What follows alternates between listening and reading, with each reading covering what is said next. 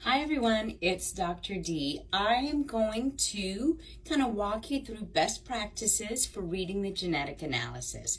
I often will get emails, or yourgenesnp.com will get emails from practitioners asking, how do I do it? What are some of the best ways for me to do it? And how do I streamline interpretation of the Gene SNP results for my patient? And so I thought what might be best is to give you a 1, 2, 3, 4 solution. And that comes with the caveat that it gets easier the more that you do. I get it. It takes 2 hours to read the first Gene SNP report that you get back. And some of you right now are listening to this and saying 2 hours. I wish it had only taken me 2 hours. It took me forever to read. And so I want to make sure that first, buck up, buttercup, right? Because it does get easier the more you read. I was working with a practitioner the other day, and she said it took her 3 hours because she read everything. And I said, okay, first rule, after we accept that we can't know everything that we're supposed to know out of the gate, and the first SNP analysis is always going to take longer to read than the second and the third than the fourth, is to make sure that you also understand it is not necessary for you to read the report from the interpretation tools, the new interpretation report from front to back. There are some ways that we can streamline this for the practitioner. Now, hear me softly. It is necessary for you to read everything that comes in the new genetic report. It is important that you're familiar with all of the moving parts. But to get your feet wet with interpretation, it's necessary that you just follow 4 rules or 4 steps.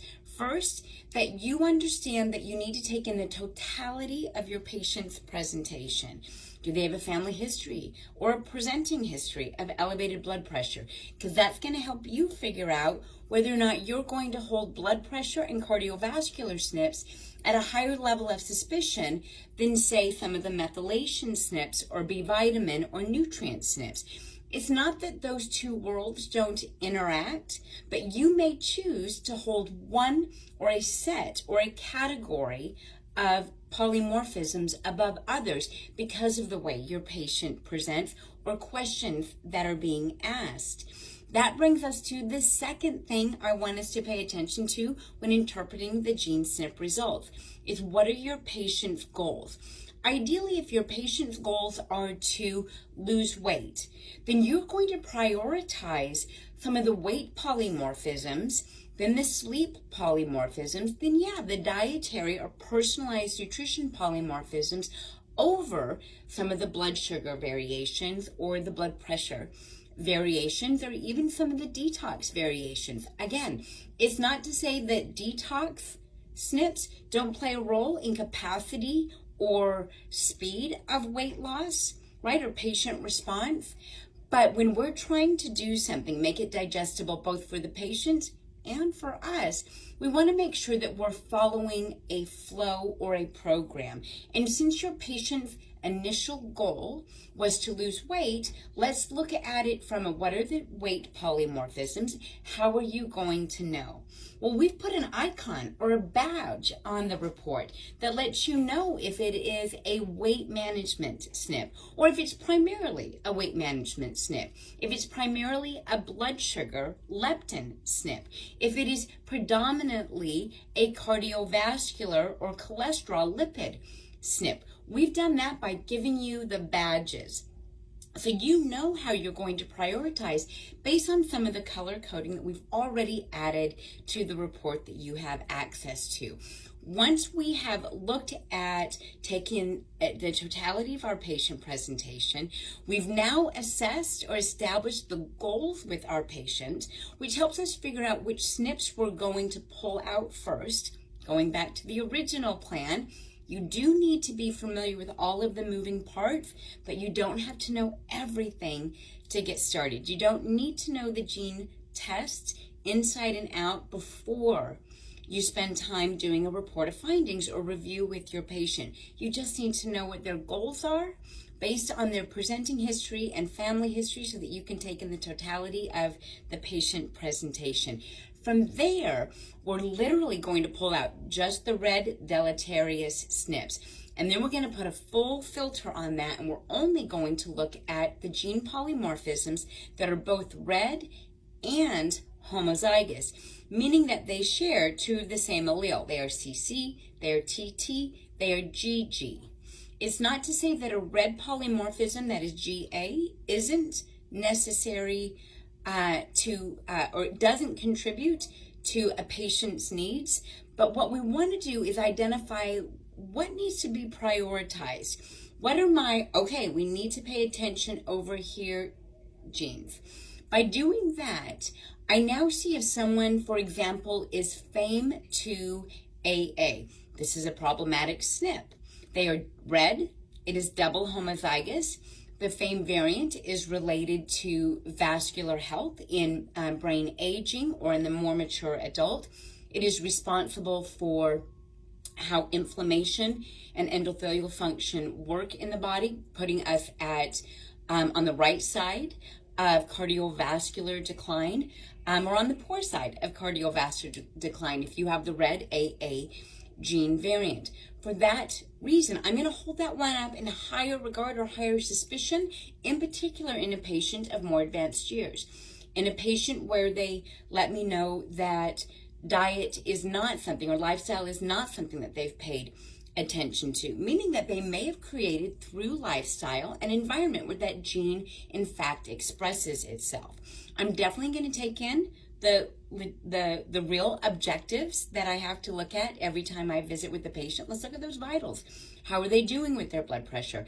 Then do they have a family history of elevated blood pressure or endothelial dysfunction or even coronary artery disease? I need to take in the totality of all of those things, but you can see that when we look at that step by step, totality of the patient's presentation and history, then take into consideration patient goals, and then from there, look at the deleterious or problematic SNPs, put an even greater filter on that by looking just at the homozygous SNPs. We get a much better picture of the SNPs that we're going to tease out and talk to them about. That is going to be the first report of findings you do with your patient.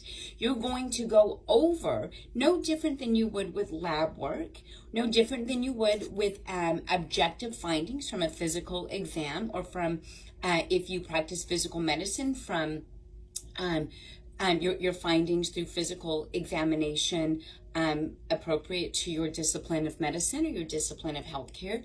You would then let the patient know what you have found, where we're going to get started. Remember, nobody is served by trying to change everything today.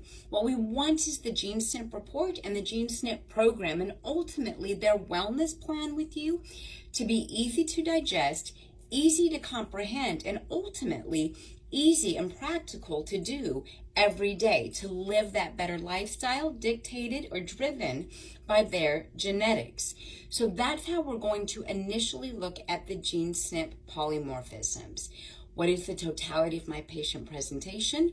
Now I'm going to take it down. What are my patient's goals? What are they looking to achieve? What gene variants are related to that? Sleep, obesity, blood pressure, blood glycemic control, decrease of end products of inflammation, or supporting methylation, detoxification, or immunity pathways. They're all in the report, but you just need to prioritize those, maybe on a scale from 1 to 7 through different panels or different levels of interest or of targets of health. Maybe we're going to throw diet up first. That tends to be one of the things we need to change, and everything seems to fall in place if we do that. Knowing that your patient has a goal to lose weight, maybe you bring up that idea of a genetic personalized nutrition program by looking at the PPARD gene. Do they need to consume higher amounts of fat?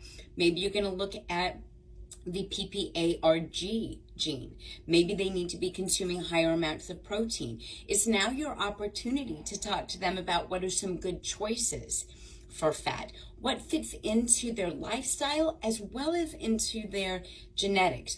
From there, maybe you want to identify if an individual should be on a low-fat diet. Those diets or those genes exist. The ApoA2 is a low-fat gene. You would like to know if your patients have the low-fat gene, so you know how to counsel them when they say they want to quickly lose weight on a ketogenic driven diet. Genetics can tell you whether or not they're going to respond favorably to such a genetic environment. Perhaps your patients have a farmer gene, and you've been hearing a lot about avoiding grains. Obviously, simple foods. We're not recommending that anybody eat simple foods, but perhaps we need something to put some framework around whether or not they should be consuming or can consume, based on their genetic polymorphisms, a higher carbohydrate diet, including breads and pastas. Perhaps that's something that they're going to respond very well to. And we're just going to now counsel them on the quality or diversity of grains that are available to them, that they may be in a genetic environment where they do not need to, in fact, consume a low grain diet, allowing us now to not hold them steadfast to a rapid results or a fat shredder meal plan, but can include in their TLS Select meal plan some of those grains, even though their primary goal is to lose weight. We know this now because we've added genetics to their TLS Select plan with your knowledge as their practitioner based on their patient presentation and family history. If you want to further break out your wellness program, your nutrigenomic program, into a style of report of findings, I suggest that in addition to looking at the red and the homozygous gene variants, that you also look at the green protective gene variants, so you can throw some sunshine on their gene polymorphism analysis. And beyond that, that you look at breaking out the 61 gene variants that are evaluated, the 48 different genes, based on the icons in the report, the cardiovascular SNPs, the blood glucose and leptin SNPs, adiponectin falls in there, energy, detox, and immunity, and the methylation SNPs. Perhaps you start with diet, you move into sleep and behavior health, and move on to maybe some of the other chronic illness cellular or metabolic factors that Gene SNP reveals. My biggest goal is that you make it digestible for both you and the patient by knowing that you just need to take 4 simple steps to get started. My name is Dr. D. If you have any questions about Gene SNP or how to interpret Gene SNP, please do not hesitate to reach out to us at your Gene SNP your Gene SNP at nutraMetrix.com. We'll talk soon.